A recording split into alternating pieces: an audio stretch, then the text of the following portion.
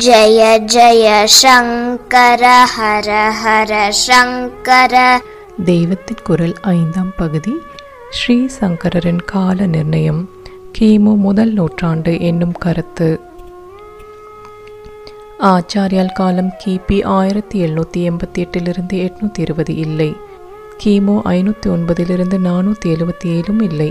கிமு 44 12 தான் என்றும் ஒரு அபிப்பிராயம் இருக்கிறது. கன்னட தேசத்தில் இந்த அபிப்பிராயம் இருந்து வந்திருக்கிறது. அதாவது நாம் சொல்வதை விட 460 470 வருஷத்துக்கு பிற்பாடு அவர்கள் ஆச்சாரியாலின் காலத்தை சொல்கிறார்கள்.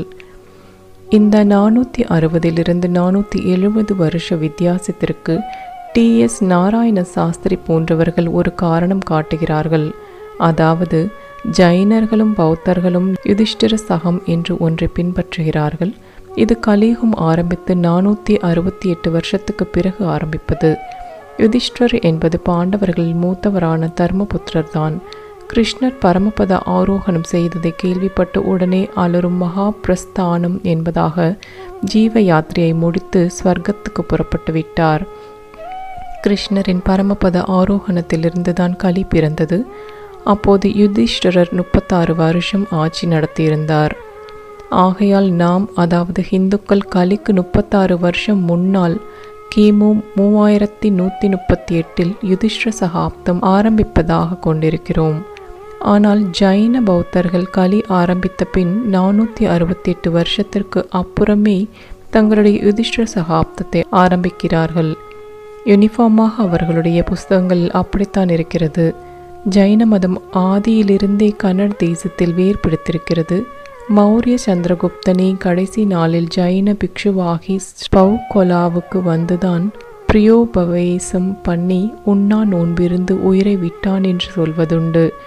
அதனால் அங்கே ஜைனர்கள் பின்பற்றும் யுதிஷ்டிர சகம் பிறரிடமும் வழக்குக்கு வந்தது என்றும், அதனால் கலியில் 2600 வருஷம் என்று ஆச்சாரியால் காலத்தை சொல்லி இருப்பதை ஜைன யுதிஷ்டிர சக 2600 என்று அவர்கள் நினைத்து கொண்டு 460 470 வருஷம் தள்ளி கொண்டு வந்து விட்டிருக்கலாம் என்றும் அவர் நாராயண சாஸ்திரி சொல்கிறார்.